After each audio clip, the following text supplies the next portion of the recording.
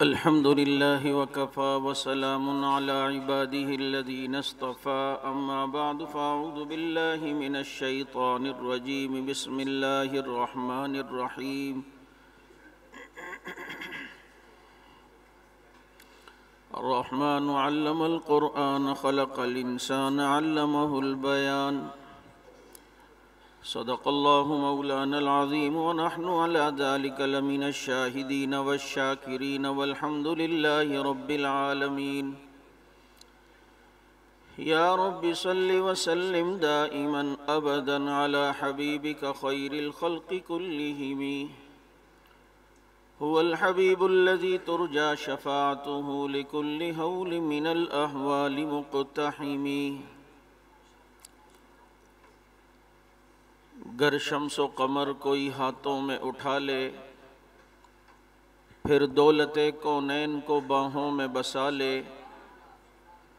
پھر مجھ سے کوئی پوچھے تو ان میں سے کیا لے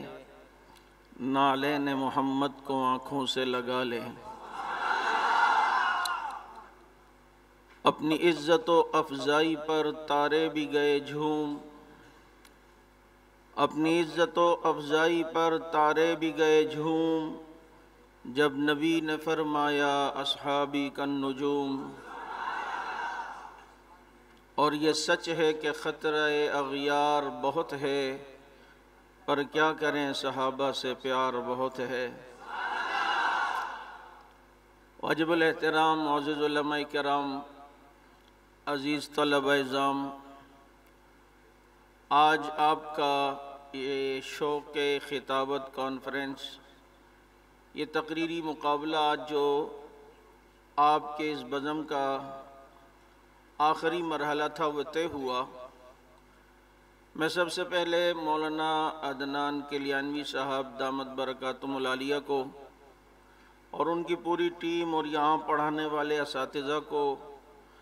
خراج تحسین بھی پیش کرتا ہوں اور مبارکباد بھی دیتا ہوں کہ ہر سال یہ خوبصورت گلدستہ وہ سجاتے ہیں اللہ تعالی نظر بد سے محفوظ فرمائے اور اس میں مزید ترقیہ نصیب فرمائے کیونکہ قائد محترم اسٹیج پر موجود ہیں اور ہم خطابت کورس پڑھاتے ہوئے ایک اصول بتاتے ہیں کہ جب کوئی بڑا آ جائے تو پھر عزت سے مائک چھوڑ دینا چاہیے لیکن حضرت نے مجھے تھوڑی دیر گفتگو کا کہا ہے اس لیے بس مختصر چند باتیں عرض کروں گا کیونکہ جب پانی موجود ہو تو پھر تیمم کی ضرورت نہیں ہوتی تو اس لیے ابھی مولانا نصر اللہ صاحب ایک بات کر رہے تھے وہ کافی ساری قسموں کی 3 قسمیں بتا رہے تھے میں نے کہا 3 طلاقیں آج ثابت ہو گئیں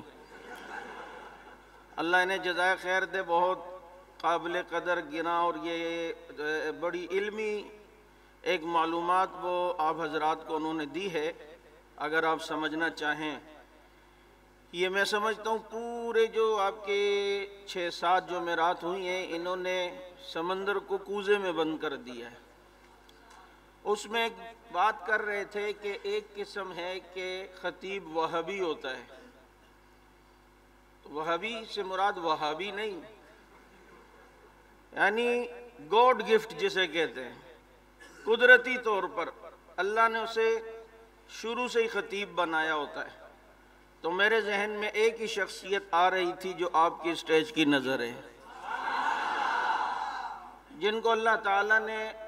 وہابی خطابت سے نوازا اور شاید انہوں نے اپنے مدرسے کے زمانے میں بزموں میں اتنا حصہ نہیں لیا ہوگا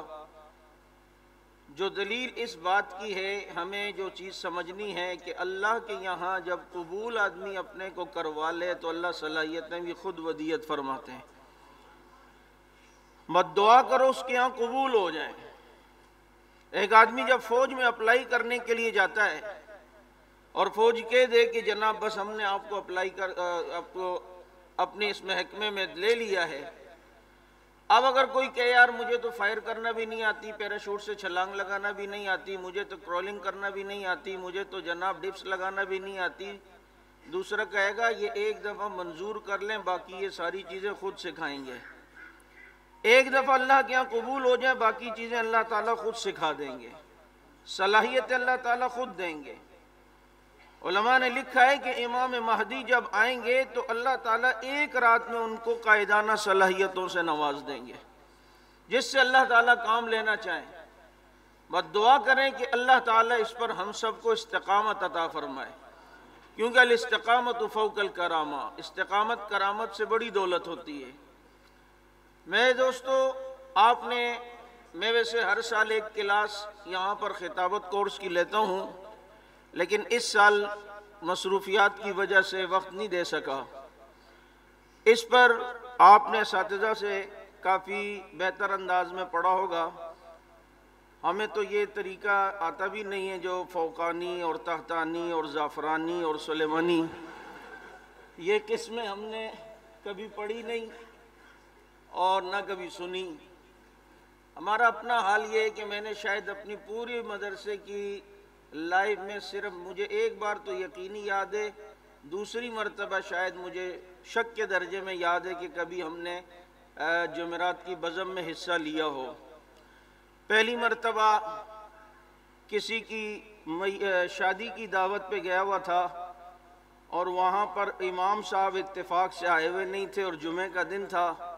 اور حضرت والا کو ممبر پہ بٹھا دیا۔ بس وہ اللہ تعالیٰ کی طرف سے ایک ہونا تھا کہ پہلا جمعہ ہی ماشاءاللہ تکا لگ گیا، زندگی کا پہلا جمعہ، اور اس کے بعد جو ہے وہ تکے لگتے رہے اور آج تک تکے ہی لگ رہے ہیں۔ اس کے لیے آپ نے پڑھا ہوگا سب سے پہلے تو اپنی جو لباس ہے وہ کیسا ہونا چاہیے، آپ کی باڈی لینگویج کیسی ہونی چاہیے۔ لباس ایسا ہو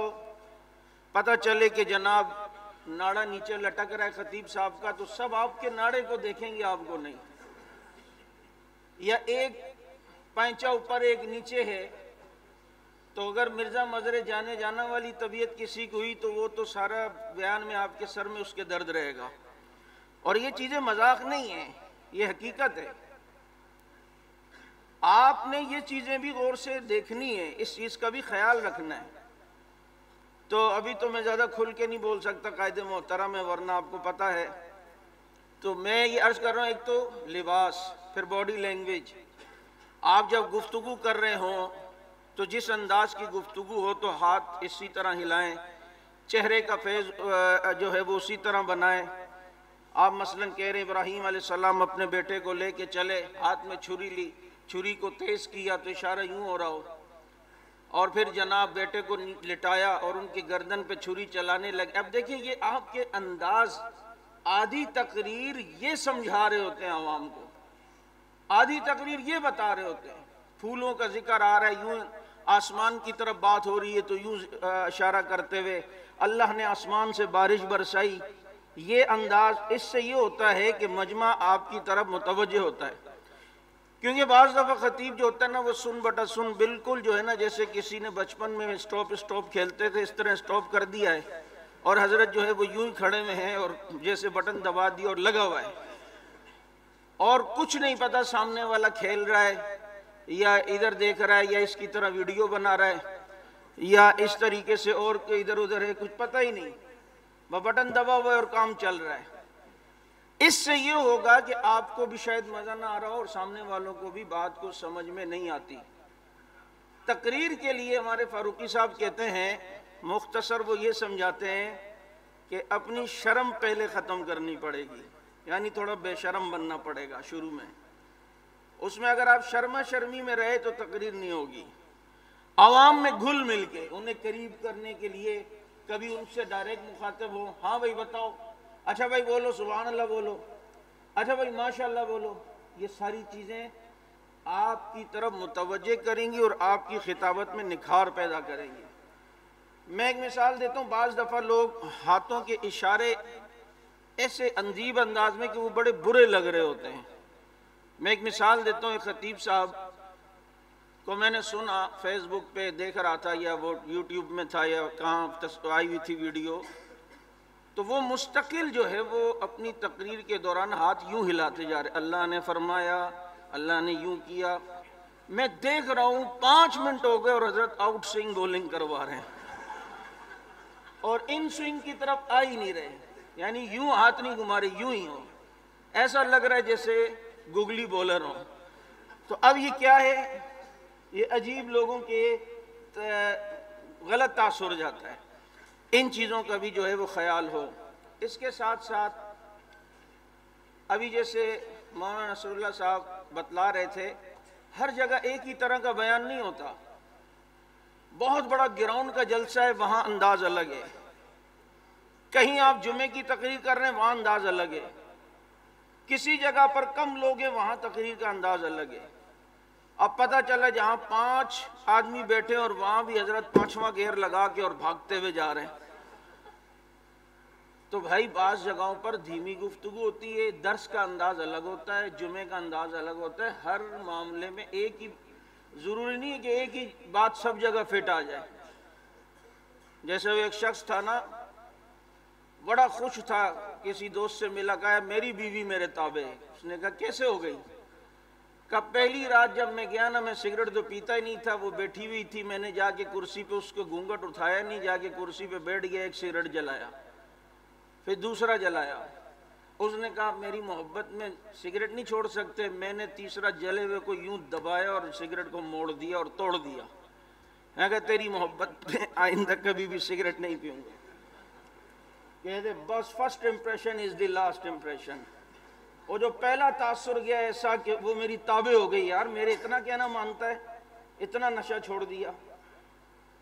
دوسری دفعہ وہ جو دوست تھا دوسرا، اس کی بھی شادی ہوئی، وہ بھی گیا سگریٹ لے کے، ایک پیا، دوسرا پیا، تیسرا جب پی رہا ہے، بیوی نے گھونگھٹ سے سر نکال کے کہا اگر گولڈ لیف ہے تو مجھے بھی دے۔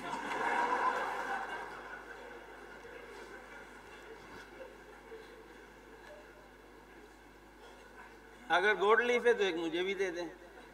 تو ضروری نہیں ہے کہ ہر جگہ ایک ہی چیز فٹ آئے، اس لیے ہر جگہ ایک نہیں انداز ہوتا، ہر جگہ کا انداز الگ ہے۔ اچھا بس آخری بات جو میں ایک بات بتلایا کرتا ہوں، بعض دفعہ کچھ ایسے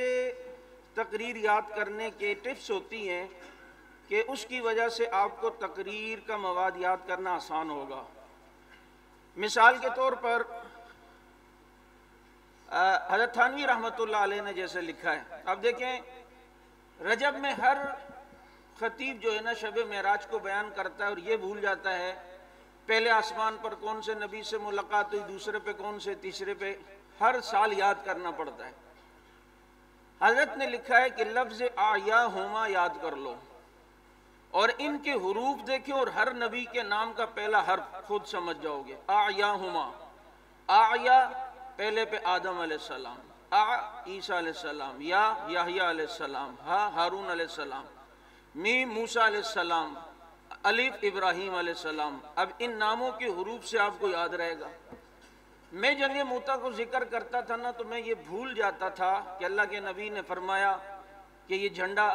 زید لے وہ شہید ہو جائے تو جعفر لے وہ شہید ہو جائے، وہ شہید ہو تو عبداللہ ابن رواحہ لے لے، تو ناموں کی ترتیب میں بھول جاتا تھا۔ تو لفظ زجا میں نے ذہن میں رکھ لیا۔ اب اس سے یہ ہوا کہ زا سے زید بن حارثہ، پہلے جھنڈا ان کے ہاتھ میں تھا، پھر جناب حضرت جعفر طیار، پھر عبداللہ بن رواحہ۔ اس طریقے سے کچھ چیزوں کے آپ نام اگر اس طرح ترتیب سے ہوں، جیسے اصحاب کہف کے نام یاد کرنے ہوں تو اس طرح اچھا سا لفظ آپ بنوا لیں، خود بنا لیں، یا اور کوئی اس طریقے سے نام یاد کرنے ہوں، ترتیب وائز سمجھ نہ آ رہی ہو تو ایک اچھا سا جو ہے وہ جملہ آپ بنا کر ان کی ترتیبیں آپ جو ہیں وہ یاد رکھ سکتے ہیں۔ یہ مختصراً چند باتیں خطابت کے حوالے سے میں نے آپ حضرات کے گوش گزار عرض کی ہیں، باقی انشاءاللہ تفصیلی گفتگو قائد محترم فرمائیں گے اور ہم انشاءاللہ ان کی گفتگو سنیں گے۔ السلام علیکم ورحمۃ اللہ۔